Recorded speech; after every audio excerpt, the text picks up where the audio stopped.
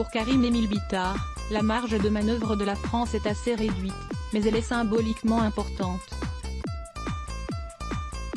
Emmanuel Macron doit retourner lundi 31 août à Beyrouth après une première visite au début du mois. Emmanuel Macron doit se rendre lundi 31 août au Liban quasi un mois après l'explosion survenue à Beyrouth, faisant 188 morts, selon un dernier bilan. Si la France ne s'engage pas, au Liban, il y a un véritable risque d'embrasement, il y a un véritable risque que les guerres par procuration qui se déroulent dans plusieurs pays de la région, en Syrie, au Yémen ou ailleurs, ne finissent par atteindre le Liban, estime Karim Émile Bittard, directeur de l'Institut des sciences politiques de l'Université Saint-Joseph de Beyrouth, directeur de recherche à l'Institut des relations internationales et stratégiques, IRIS, dimanche 30 août sur France Info. On estime que la France a un rôle à jouer, que ce n'est pas de l'ingérence. Karim Émile Bittard à France Info au Liban. Très peu de gens critiquent cette visite d'Emmanuel Macron, la deuxième en moins d'un mois. On estime que la France a un rôle à jouer, que ce n'est pas de l'ingérence, indique Karim Émile Bittard. La visite d'Emmanuel Macron coïncide avec le centenaire de la proclamation de l'État du Grand Liban. C'était l'époque où le Liban était sous mandat français, le 1er septembre 1920, rappelle le chercheur.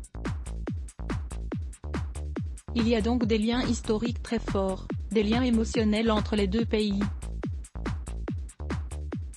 Et cela peut expliquer que la France soit le seul pays qui parle à toutes les factions libanaises. Karim Émile Bittard explique que dans la région toutes les puissances ont leurs propres calculs, la Russie, l'Iran, la Turquie, les États-Unis, l'Arabie Saoudite et la France est l'un des pays qui est en contact avec la plupart de ces puissances.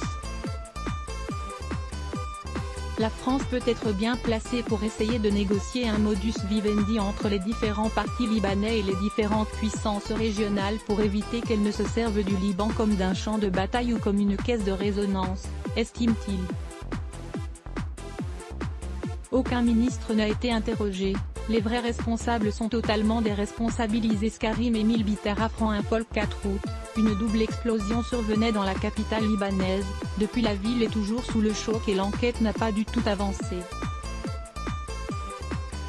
Si quelques fonctionnaires de 3e ou 4e catégorie ont été arrêtés, aucun ministre n'a été interrogé, les vrais responsables sont totalement déresponsabilisés, regrette Karim Émile Bittard.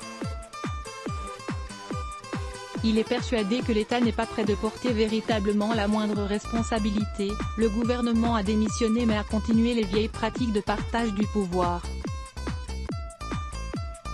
Pour cet expert, l'oligarchie s'accroche alors que le peuple réclame depuis plus d'un an le renouvellement de cette classe politique.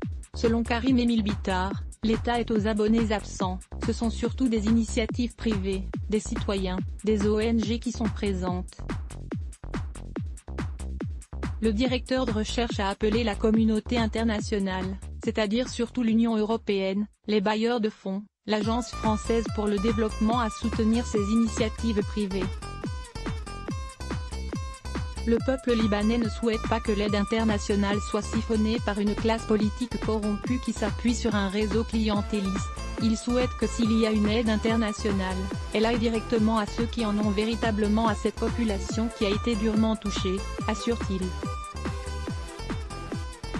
À lire aussi sujet associé Les blocs ADS. Why?